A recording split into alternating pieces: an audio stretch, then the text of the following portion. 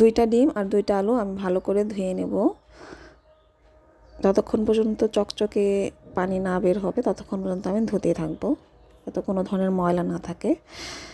হাত দিয়ে চেপে চেপে ভালো করে আমি ধুয়ে নিচ্ছি, কষলে কষলে। এখন মোটামুটি চকচকে পানি দেখা যাচ্ছে। সিদ্ধ করার পরও আমি 2বার ধুয়ে নেব। সিদ্ধ করার সময় আমার ভিডিওটা স্কিপ হয়েছে। এখন আমি সবজি ভাজি করব। কিছু ভাপ দিয়ে নিচ্ছি। অল্প পরিমাণ পানি দিয়ে আলু, গাজর আর সিম, একটু লবণ দেবো, 1 চামচ লবণ দিয়ে আমি ভাপ দিয়ে নেব।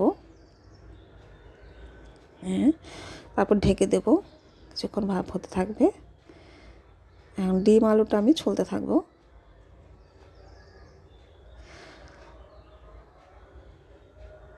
ছোলা হয়ে গেলে আমি চটকে নেব। ভালো করে চটকে নিতে হবে। আমি হাত দিয়ে চটকে নিচ্ছি। এতে চটকানো হয়ে গেছে। হলুদের গুঁড়া, মরিচের গুঁড়া, লবণ আর একটু ময়দা দিলাম, আর পেঁয়াজ কাঁচামরিচ দিয়ে আমি ভালো করে মেখে নেব। এতো মাখা হয়ে গেছে। এখন আমি ফ্রাই প্যান গরম করতে দিয়েছি চুলায়। ফ্রাই প্যানটা গরম হয়ে গেলে আমি সয়াবিন তেল দিয়ে দেব। তো তেল দিয়ে দিচ্ছি। তেলটাও গরম হয়ে গেছে।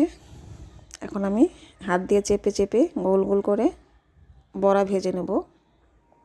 ডিমের কোপ্তাকারি রান্না করব, তাই ডিমের এই বড়াটা, ডিম আলুর বড়াটা আমি ভালো করে ভেজে নেব। ভেজে তারপর আমি রান্না করব। আর এই বড়াগুলো এমনি এমনি খাওয়া যায়। বড়া ভাজার পরেও আমি খালি কয়েকটা খেয়ে দেখেছি, অনেক মজা লেগেছে। এক পাশ ভাজা হয়ে গেছে, আমি উল্টে দেব। হ্যাঁ, এখন এই পাশটা ভাজা হয়ে গেলেই আমি নামিয়ে নিয়েছি।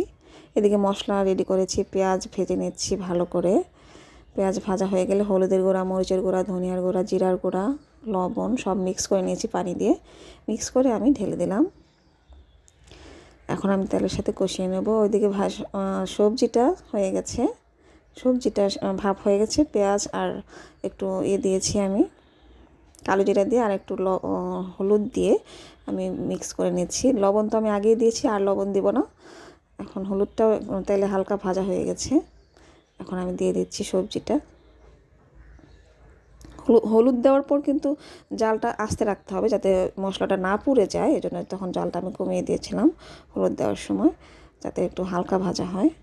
এখন আমি পুরোটা ভালো করে ভেজে নেব। এই ভাজিটা অনেক মজা লাগে। এইভাবে ভাপ দিয়ে তারপর সে ভাজি করলে খুব বেশি মজা লাগে আমার কাছে। তাই আমি এভাবে মাঝে মাঝে করি ভাজিটা। একটু কালো জিরা দিলেও টেস্ট বাড়ে আর কি। এদিকে আমার মশলা কষানো হয়ে গেছে। এখন আমি গরম পানি দিয়ে দেবো, ফুটন্ত গরম পানি দিয়ে দেবো। পানি বেশি দেওয়া যাবে না, অল্প পরিমাণ দিয়েছি আমি, যাতে ভালো করে জাল হয়ে যায়। এবং সুন্দরভাবে জাল হওয়ার পরে যখন একদম প্রপারলি জাল হয়ে গেছে, তখন আমি বড়াগুলো দিয়ে আর দেওয়ার পর আমি আর জাল দিইনি, একদম বন্ধ করে দিয়েছি, কারণ কিছুক্ষণ পরে জল চষে নেবে।